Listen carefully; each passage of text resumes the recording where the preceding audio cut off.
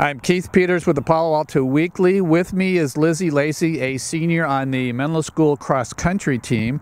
Last weekend at the Central Coast Section Cross Country Championships, Lizzie won the Division IV individual title. Her time of 17:21.91 was the second fastest time on the Toro Park course in history, missing the course record by only 6 seconds.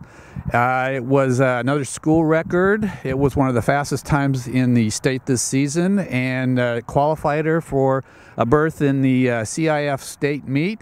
And for that performance, she is the Palo Alto Weekly Girls Athlete of the Week. So you win the race. You run essentially the times that you ran at the league championship. Was it more impressive for you to win the race, win your first CCS title, or to run that fast time?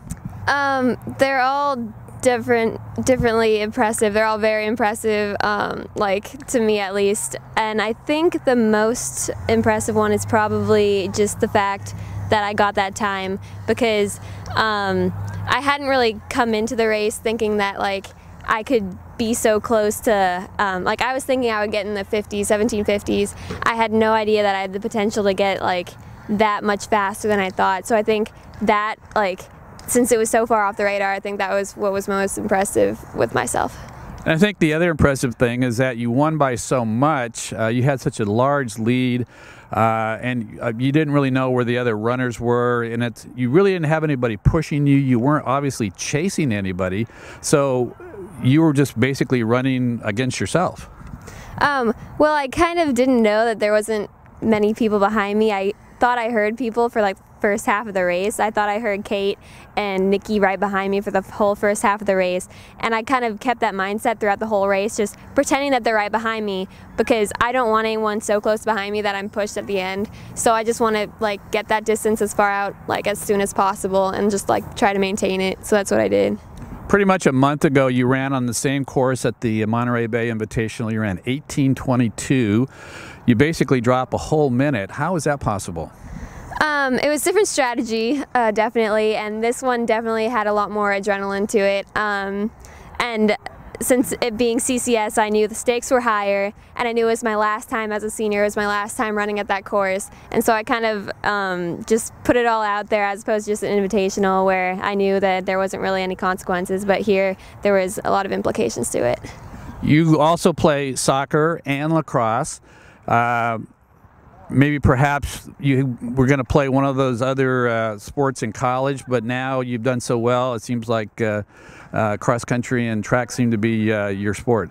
Yeah, definitely with the success that came this season, I kind of took the other sports off the table for college, because like I really have to focus and keep my shape up for college if I want to play, if I want to continue to do well in running in college. So I kind of put the other two aside.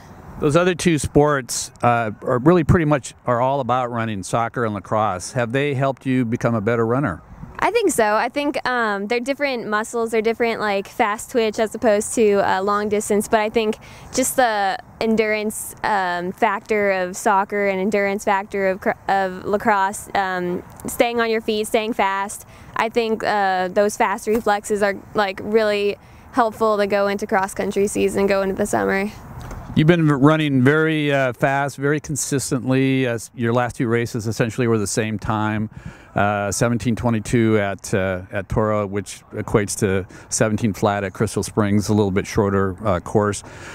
What's that do mentally for you heading into the state meet? Is this something that you go into the state meet and think, well, maybe I have a shot at winning a title?